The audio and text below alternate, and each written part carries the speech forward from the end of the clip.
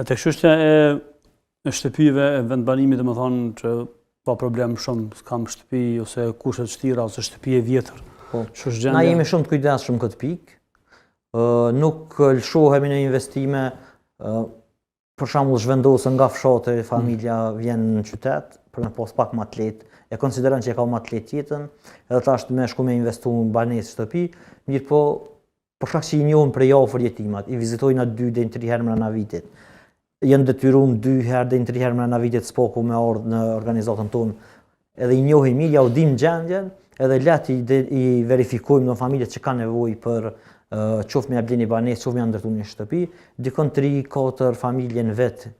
i bojmë me banesa ose shtëpi të reja, po janë jetimat të cilat i njohim mirë. Do të thonë nuk lejojmë na ndodh me investu dikon që nuk e meriton raste, ose pa identifiku, veç pse mundet me pas një paraqitje të dëmshme të momentit,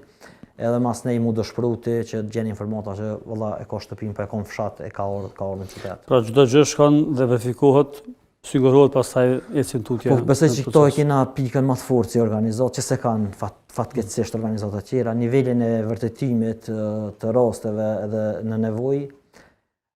kujdesin e madh, angazhimin e madh se ku pe shpenzojnë porën që na e kanë besu njerëz, të kemi shumë të madhe,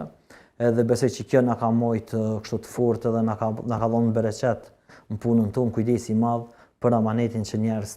na i kanë besu, edhe vazhdojmë na i besu.